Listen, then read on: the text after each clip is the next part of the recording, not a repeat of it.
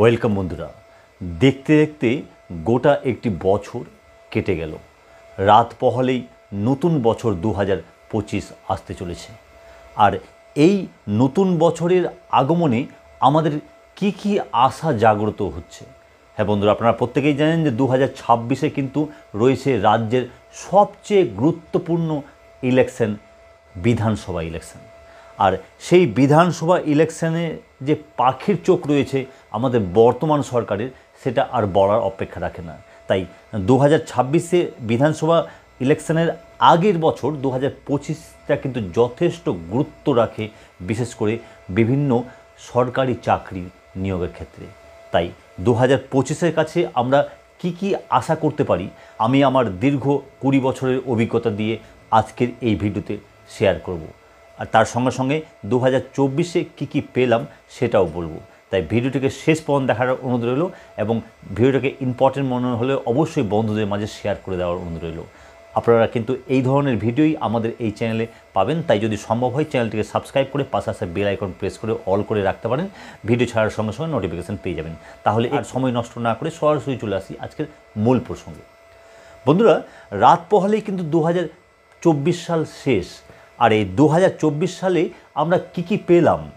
আমরা পেলাম বলতে যদি বলতে হয় তাহলে প্রাথমিকে নিয়োগ হয়েছে এবং উচ্চ প্রাথমিকে নিয়োগ হয়েছে। এই দুটো ছাড়া আর কোনো নিয়োগ স্কুল এডুকেশনে হয়নি। হ্যাঁ বন্ধুরা, না এসএলএসটির কোনো বিজ্ঞপ্তি বা নিয়োগ হয়েছে, না group D, group C, clerk, peon কোনো কিছুই কিন্তু নিয়োগ তো দূরের কথা, বিজ্ঞপ্তি পর্যন্ত কিন্তু West Bengal central school service commission দেয়নি। তাই ওভারঅল যদি বলা হয় 2024 সালটা খুব ভালো যেমন যায়নি, খুব খারাপও বলা যাবে না, মোটামুটিভাবে পার হয়েছে। তবে দীর্ঘ আন্দোলন, দীর্ঘ কম্পিটিশন কিন্তু 2024 সালে আমরা দেখতে পেয়েছি, এবং তার সঙ্গে সঙ্গে হাইকোর্ট ও সুপ্রিম কোর্টে বিভিন্ন টানাপোড়েন কিন্তু আমরা দেখতে পেয়েছি। এবার চলে আসি যে বছরটি আসছে রাত পোহালে 2025, সেই বছরের কাছে আমাদের কি আশা আকাঙ্ক্ষা রয়েছে এবং কি হতে পারে। বন্ধুরা, আপনারা প্রত্যেকেই জানেন যে আগামী 7ই জানুয়ারি কিন্তু আমাদের রাজ্যের বেশিরভাগ মানুষদেরই চোখ থাকবে সুপ্রিম কোর্টের রায়ের উপরে। হ্যাঁ বন্ধুরা, সুপ্রিম কোর্টে কিন্তু 3টি সবচেয়ে বড় হিয়ারিং রয়েছে আগামী 7ই জানুয়ারি 2025। কী 3টি বড় হিয়ারিং? একটি হচ্ছে 2016 মামলা। হ্যাঁ বন্ধুরা, 26,000 চাকরিজীবীদের পুরো প্যানেলটাই কলকাতা হাইকোর্ট বাতিল করে দিয়েছে। সেই প্যানেলটার হিয়ারিং কিন্তু রয়েছে আগামী 7ই জানুয়ারি।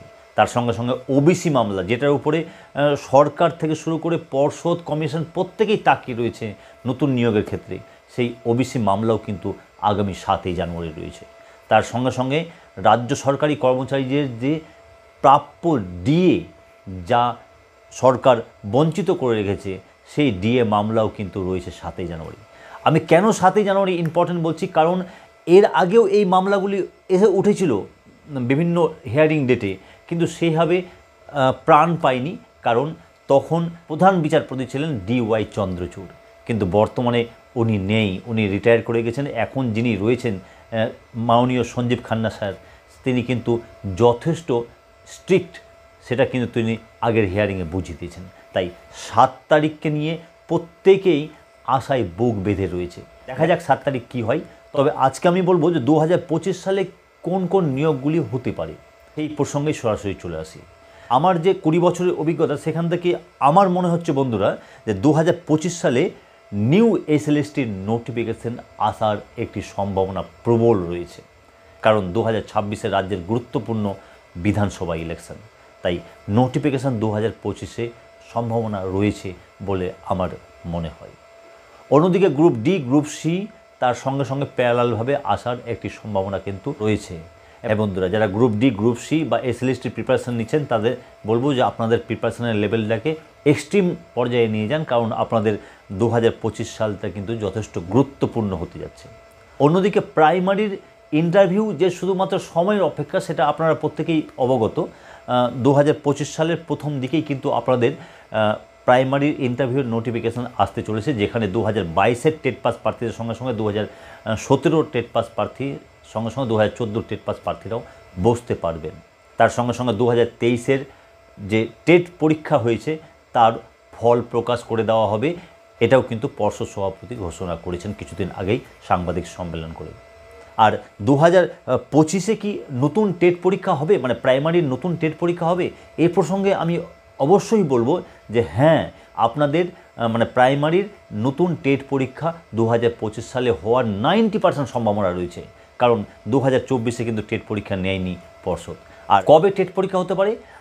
টেট পরীক্ষা কিন্তু আগামী 2025-এর পুজো ভ্যাকেশনের পরে হবে। হ্যাঁ বন্ধুরা, এটা আপনাদের জানিয়ে দিই, আমি এটা নিয়ে ডেডিকেটেড ভিডিও আমি করব।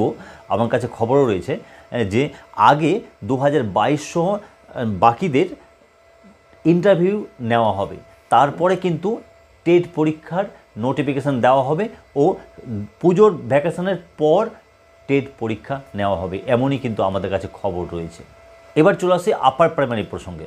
দেখুন বন্ধুরা, আপার প্রাইমারি নিয়োগ সিংহভাগ হয়ে গেছে এবং এখনও চলছে, কিছু কিছু নিয়োগ এখনও বাকি রয়েছে, বিশেষ করে প্যারা টিচারদের নিয়োগটা, সেগুলো 2025 সালের মাঝামাঝির মধ্যেই কমপ্লিট হয়ে যাবে এবং তারপরে আপার প্রাইমারির নিউ রিক্রুটমেন্টের নোটিফিকেশান দেওয়া হবে। হ্যাঁ বন্ধুরা, আপার প্রাইমারির নতুন নিয়োগের নোটিফিকেশনও কিন্তু 2025 সালে দিয়ে দেওয়ার প্রবল সম্ভাবনা রয়েছে। কারণটা আমি আবার বলছি যে 2026-এ কিন্তু রাজ্যের গুরুত্বপূর্ণ বিধানসভা ইলেকশন রয়েছে, তাই 2025 সালটা কিন্তু শিক্ষক শিক্ষিকা ও শিক্ষাকর্মী নিয়োগের জন্য একটি গুরুত্বপূর্ণ বছর হতে যাচ্ছে। তাই আপনারা যারা প্রিপারেশন নিচ্ছেন, আপনাদের বলবো যে আপনারা হতাশাকে কাটিয়ে নতুন উদ্যমে প্রস্তুতি শুরু করুন এবং আপনাদের প্রস্তুতিকে এক্সট্রিম লেভেলে নিয়ে যান। আপনাদের জন্য কিন্তু 2025 সাল খুবই শুভময় হতে যাচ্ছে, এটা আমার ব্যক্তিগত অভিজ্ঞতা থেকে বললাম। এবং আপনাদের কি মনে হয় অবশ্যই কমেন্ট বক্সে কমেন্ট করুন। প্রত্যেককেই 2025-এর শুভ নববর্ষ জানিয়ে আজকের এই ভিডিও এখানে আমি শেষ করলাম।